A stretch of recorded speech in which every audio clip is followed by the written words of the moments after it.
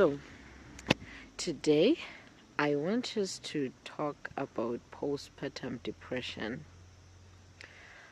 And another disclaimer, I don't do these videos for clout. I don't make these videos to gain likes or whatnot. In as much as likes are nice to have, and if in the long run maybe monetary benefits may come forth, that's just something that is nice to have, but it's not the reason why I make these videos in the first place. I make these videos to help people who are going through the same things I went through, so that they can get help, they can get a support structure of some sort, that, oh, I'm not the only one going through this thing. Somebody else went through it, and look at them, they're alive and well. Alright, that's why I make these videos. I may look 27, I'm 27 as I'm making this video. I may look 27, but I've gone through a lot of things. Maybe 50-year-olds have not even gone through yet. So yeah, I've been, let's say, lucky to have gone through so much in life so that I can be a wounded healer. Right? So yes, in as much as people are in this world are out to do things for gains, for me, gains are just a good to have. It's not the main reason why I do something. I feel like I truly love being of service to the environment. By the environment, I mean human beings included. I'm truly happy to be of service to the environment. So when a fellow human being is helped, I feel like my mission has been accomplished. So right now, I feel like I don't want people to go through the same traps, the same ditches I went through, when I could give out tips and tricks on how to maneuver life around these ditches. So today, let's please talk about postpartum depression.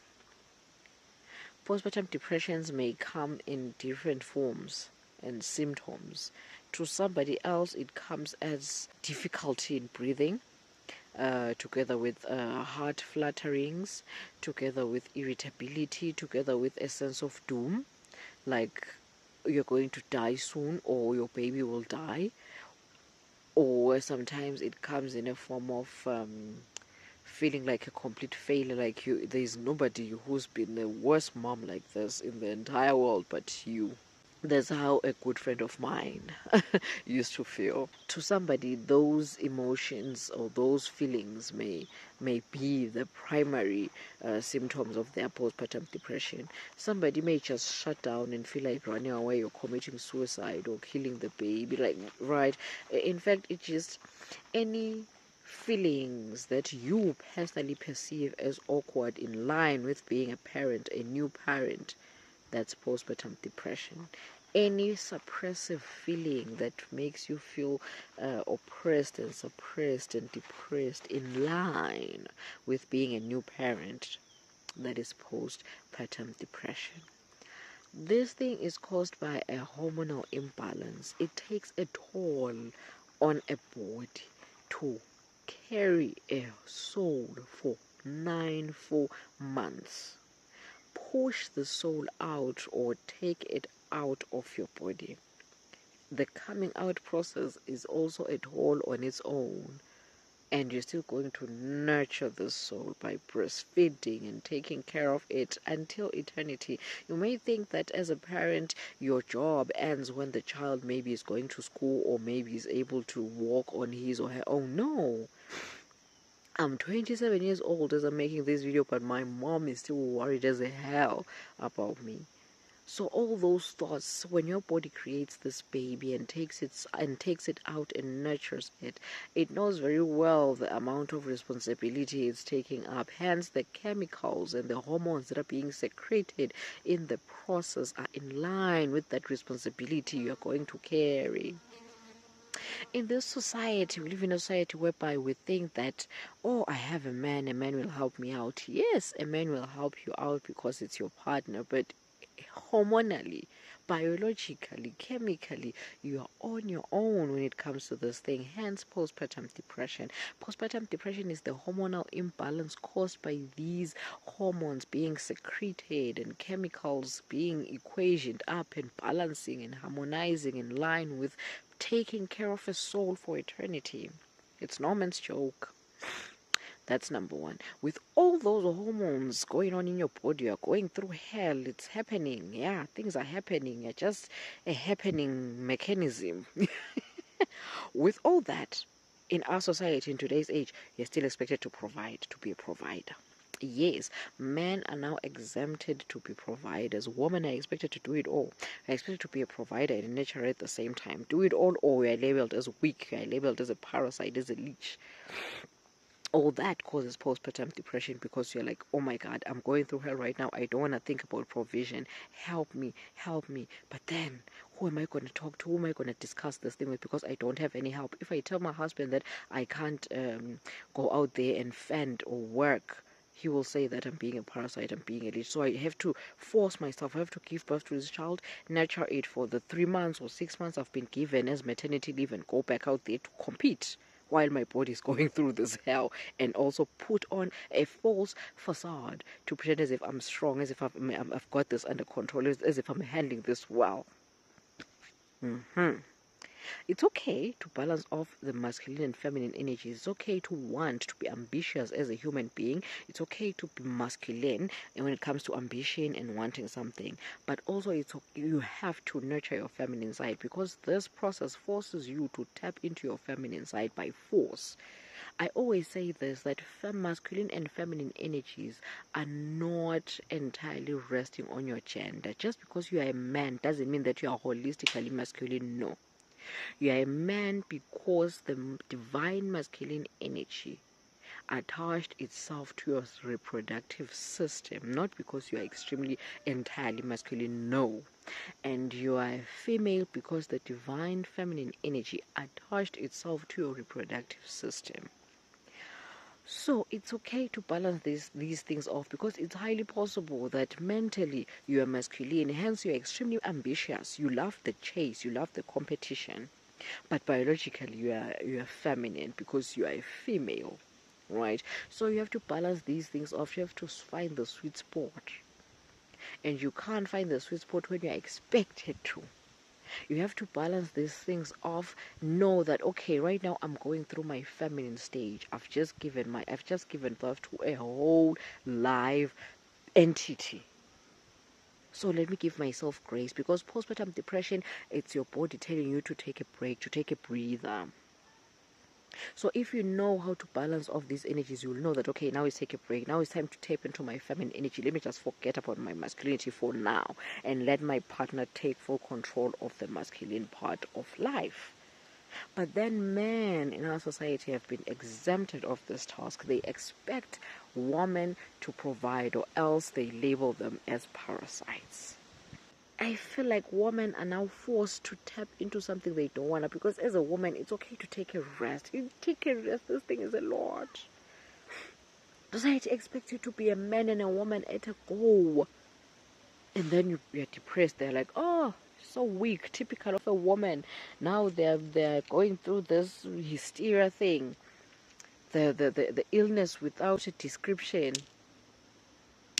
Right, there was something like, I don't know if I'm saying it right, but it was called maybe what, the illness without description. To try and fit into society and conform, and to avoid the victimization and the stigma, you have to act as if you're okay. Woman is expected to play this role as if like, oh, I'm strong, I can do this, hence propelling this postpartum depression thing forward. Because the fact that you're aware of the fact that this thing is happening to you, I'm feeling anxious about this thing. This thing is bringing me so much anxiety, and the fact that you're aware of this anxiety causes more anxiety. The awareness anxiety, and the awareness anxiety causes more anxiety, and this piling up of anxiety leads to a depression, which is postpartum depression. Now you've committed suicide. Ah, she was so selfish. Oh, now batosala nabanda bandan.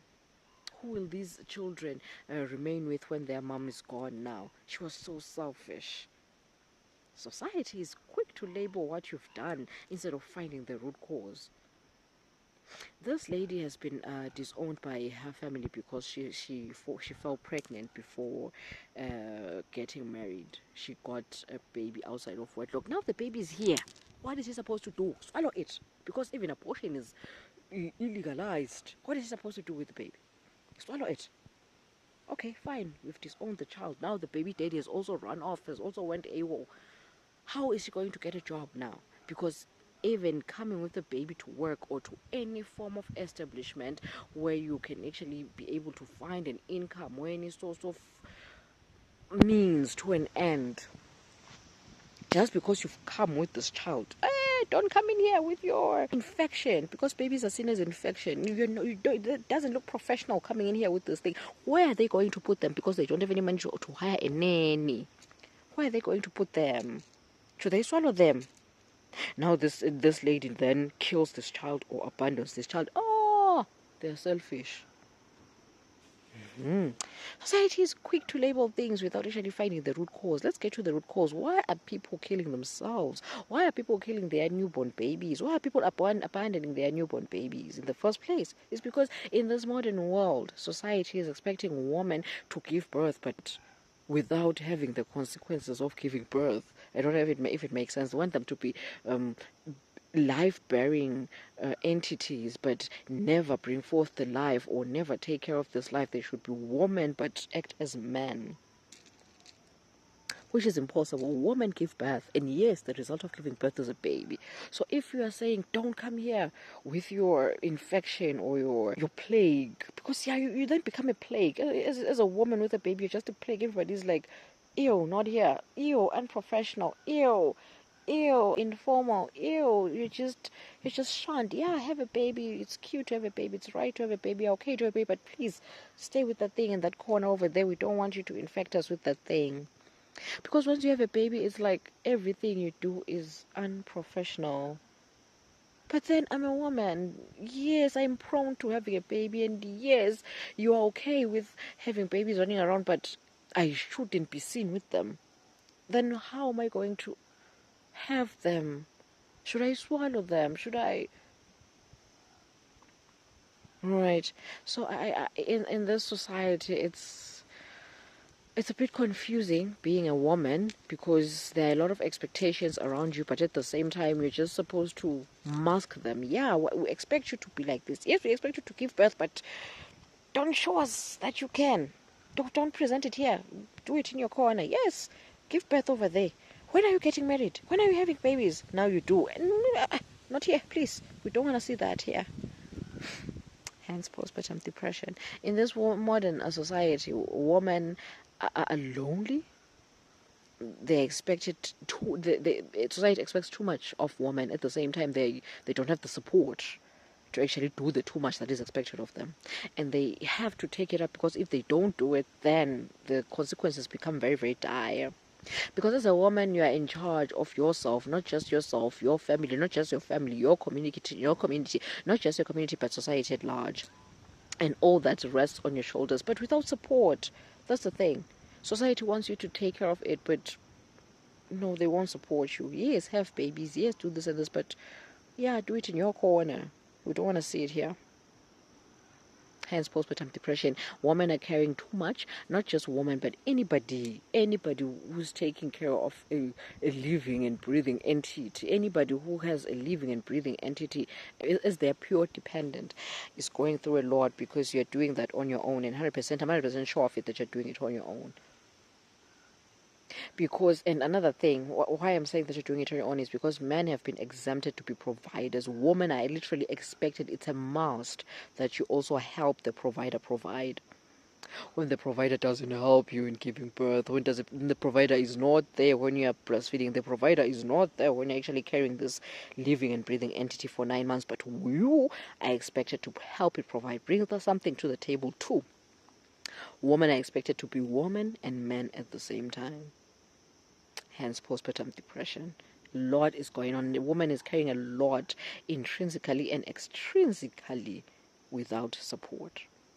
Hence postpartum depression. And believe me when I say you're not weak for having these feelings and emotions. You're not weak for going through this confusing time of your life and this confusing phase. It's confusing because you're on your own and nobody is there to hold your hand or tell you that it's okay. Instead, they're telling you that you are abnormal and weak. Believe me or not, you're a strong ass entity. Extremely divine, especially because you're doing it alone. Big hug to you.